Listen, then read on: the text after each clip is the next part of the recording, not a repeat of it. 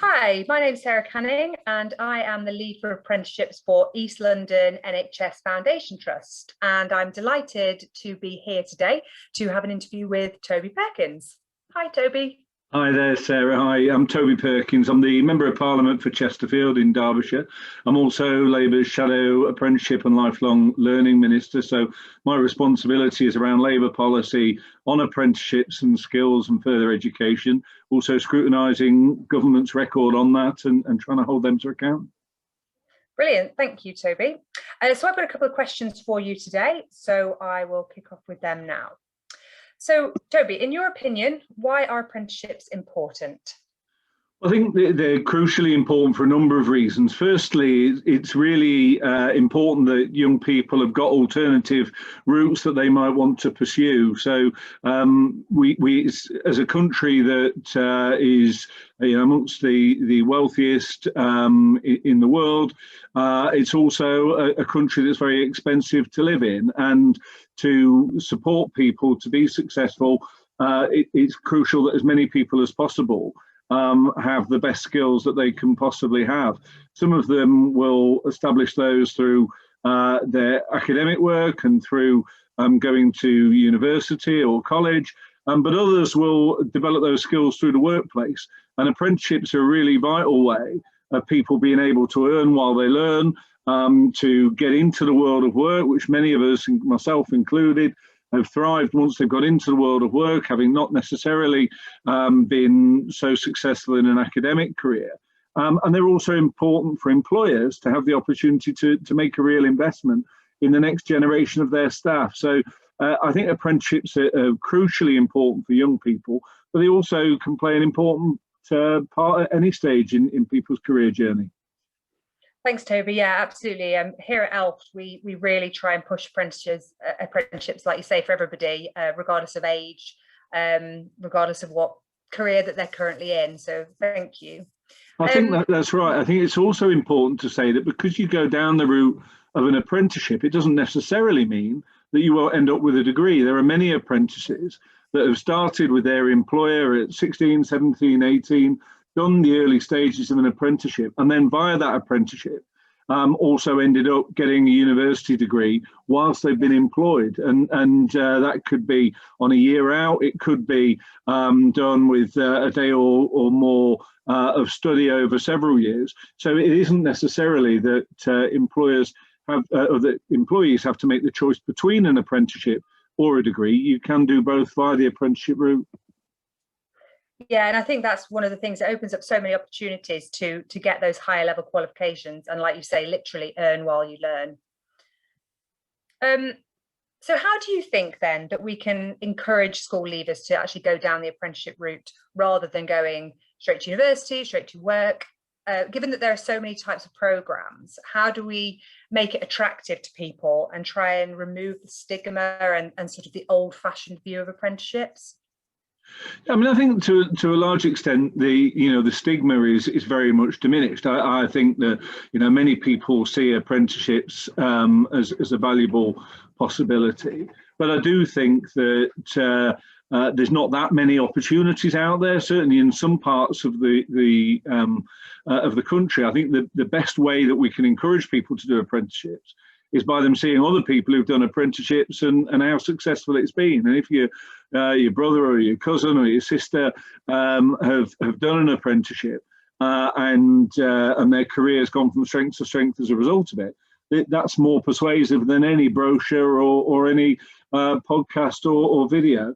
So the more we can do to make apprenticeships attractive for employers and the more opportunities we can create, the more we can see apprenticeships as a worthwhile or as widely available a path as further education is. And I think it's important to say that there have been loads of people who have been a success via university, others that have done it via work, and others that have done it via apprenticeship. And each of them has got a value, and each of them should be equally available to young people. I think that's the point, that there should be equality across the three sort of strands of getting into work, and certainly via the apprenticeship schemes that we're running, we're trying to make sure that it is just as viable and just as a good opportunity for people as those other two. Absolutely. So would you say, or have you got any examples where you've seen apprenticeships or apprentices in action and see how they've actually worked really well in real life? Yeah, I mean, a huge number. I mean, one of the great things about this job is that I get to meet so many apprentices. Yeah. And just this morning, I was on a Zoom call, much like this, with the prospective mayor of Birmingham, Liam Byrne, who had a National Apprenticeship Week Zoom call with apprentices and apprenticeship employers. And on there, I met someone who was the managing director of a business who'd originally been an apprentice. I also met someone who was now in a managerial role, who'd started as an apprentice. And I met someone who'd just come to the end of their apprenticeship and been taken on by their employer. And right across the country, I see a huge number of people who are successful as a result of their apprenticeships, many of them with those employers, others that have got a good apprenticeship with one employer and then gone on to into the work market and got jobs with others, and even people who've set their own businesses up, having got a lot of the initial training through an apprenticeship. So, one of the things about an apprenticeship is that it can be a route into a job in the long term with an employer, or it can help you to develop skills that will make you even more attractive in the marketplace after that. It doesn't necessarily have to be a case of, if you take on an apprenticeship, that is the company you'll always work for. Yeah, exactly. And I think that the scope for apprenticeships now is so huge. There's so many options out there. I'm involved in a trailblazer myself for a new apprenticeship that we're hoping to bring online in the next year. And it just gives me so much encouragement that there's going to be so many options available for people, literally butcher, baker, candlestick maker. You can do an apprenticeship in it now. And it's just a really exciting avenue to be involved in. Yeah, absolutely. And I think one of the things I'd really encourage employers to do is to build their links with the local schools. And I don't know the extent to which you've been able to do that, but as a major apprenticeship provider, as the trust is, you can get into your local schools and say, there are other alternatives, look at this. Then, in the absence of the sort of careers guidance that was previously in schools, I think a lot of that onus falls on employers to get out there and really evangelise about the value of apprenticeships. Absolutely. We're really fortunate. We've been invited to lots of school fairs within sort of East London and Luton and Bedford, which we also cover within those communities. We've attended really large scale employment events just to make sure that people are aware that, firstly, the NHS is open to apprenticeships, and particularly that our trust really want to encourage people to take one up, and if possible, to take one up with us. Great. So finally, I just wondered, have you got a message for potential apprentices, current apprentices?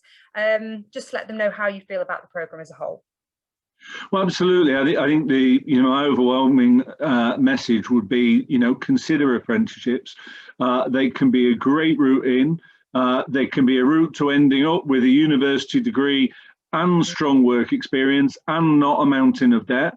And all of those things are really valuable. I think that the skills you learn can give you a great head start in terms of getting a job, but they can also help you to develop within that job and get those promotional prospects, which can only be available to people who've got those on-the-job experiences as well as the qualifications. So I would say to any young person considering an apprenticeship that it's something they should give very serious consideration to indeed. I will say to any employer, please do think about your business, think about the role that an apprentice could provide, and don't feel you have to do it all on your own. You can work with local further education colleges, you can work with independent training providers to actually access apprenticeships. And I say to anyone who's on an apprenticeship at the moment, please work hard doing that, because it can be a really great opportunity for you to develop your career in the future. Brilliant. Thank you, Toby. So if anybody is thinking about considering looking at apprenticeships, then please don't hesitate to contact me. Sarah Canning. I am the apprenticeship lead for East London Foundation Trust, and my email address is s.canning@nhs.net. Thank you. Thank you so much, Toby. It's been brilliant talking to you. No worries. Appreciate the opportunity.